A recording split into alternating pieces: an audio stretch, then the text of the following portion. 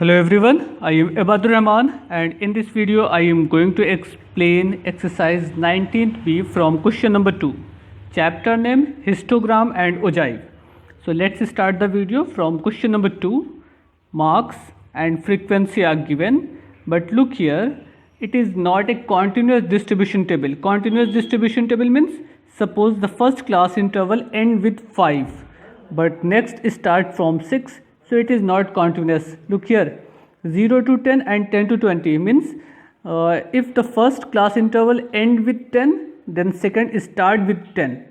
Means numbers are same. Here 1 to 5, 6 to 10. So gap from 5 to 6 means 1 unit gap. Clear? So how we solve these two questions? Question number 2 and 3rd are same here. 26 to 30 and start from 31 to 35, then 36 to 40 and last 41 to 50. So question number 1 and 2 are same. I am only solve question number 2. So let's see the solution of question number 2. First of all, find the actual class interval distribution table, then we will form a histogram. So how we find the actual class distribution table? First find the difference of 5 and 6 is 1. So divide 1 by 2, we get 0.5 and subtract 0.5 from lower limit and add 0.5 from upper limit. Same as here, subtract 0.5 from lower limit and add 0.5 into lower limit. Upper limit, and so on. Same as we can this process in next question, next distribution table, next class interval. So let's see the solution of question number 2. अब देखिए जो आपका class interval दिया गया वो इस तरीके से है 1 to 5, 6 to 10, 11 to 15, 16 to 20. तो सबसे पहला काम हमको क्या करना है, हमको इसका और इसका डिफरेंस निकालना है. 6 - 5 क्या आएगा 1. इसी तरीके से अगर इस दोनों का डिफरेंस निकालें 10 and 11 का तो भी आपको 1 ही मिलेगा. 11 - 10 एज ए 1.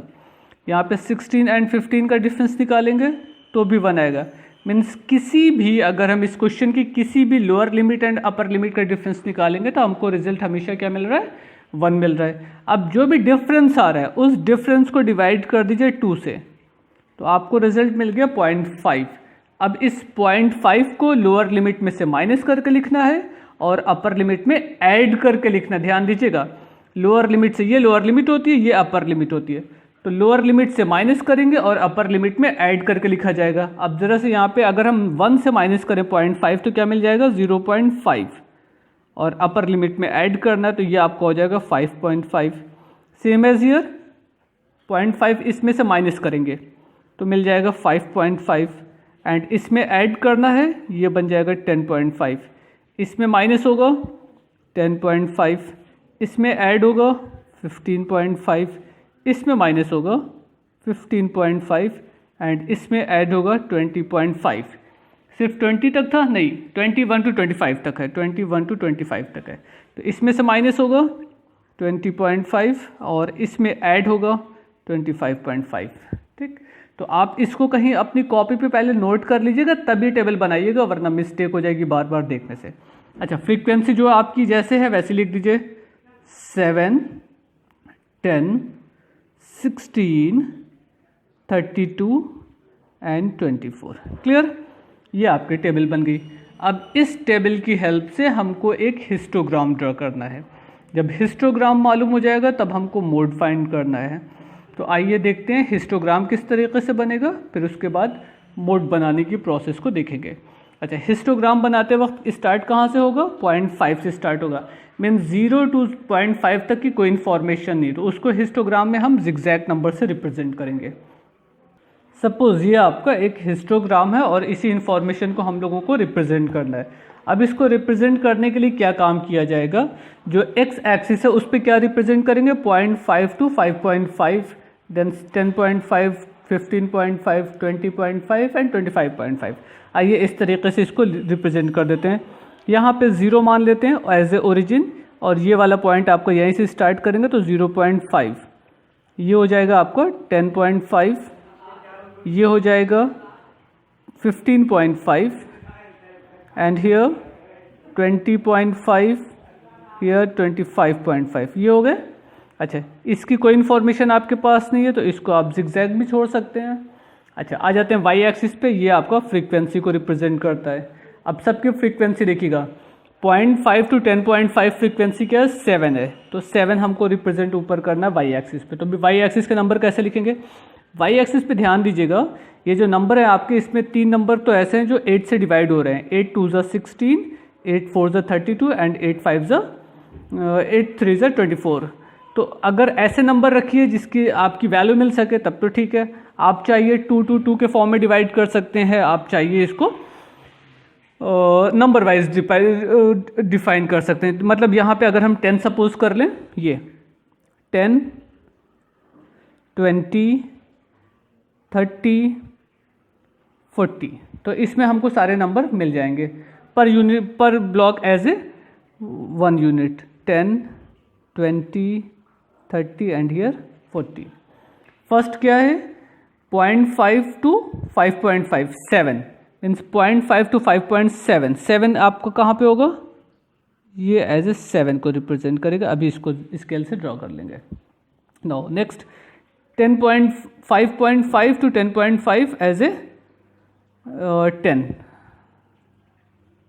ओ 2 मिनट, मैंने एक मिस्टेक यहाँ पे कर दिया है, क्योंकि हमको 5.5 भी रिप्रेजेंट करना था ना, यानी कि ये आपको हो जाएगा 5. यहाँ पे नीचे लिख देते हैं, ये 5.5 10.5 15.5 20.5 एंड लास्ट 25.5। ये 25.5 हो गए।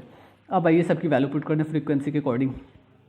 तो 0.5 टू 5.5 ये 7 हो गए। नेक्स्ट है 5.5 टू 10.5 10, सो यहाँ तक आएगा।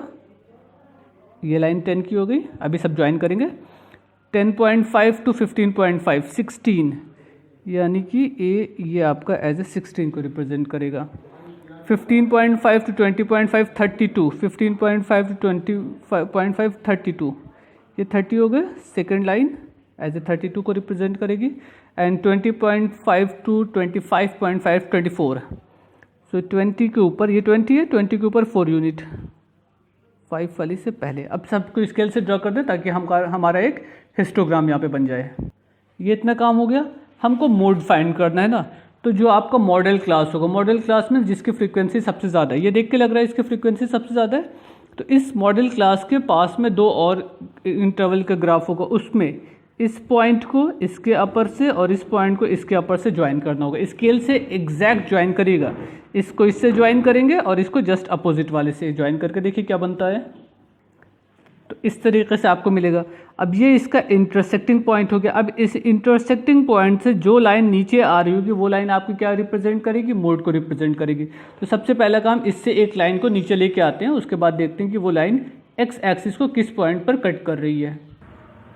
अच्छा, अब इस पॉइंट पर हमको कट कर रही है। सपोज कर लीजिए इस पॉइंट की वैल्यू हमको निकालने की, ये पॉइंट की वैल्यू क्या होगी, वो कैसे निकलेगी, ये मोड को रिप्रेजेंट कर रहे हैं ना। तो अब ये नंबर अगर मोड को रिप्रेजेंट कर रहा होगा तो सबसे पहला काम तो ये देखिए ये नंबर किस पोजीशन पर है, मतलब 5th 6th 7th पोजीशन पर है।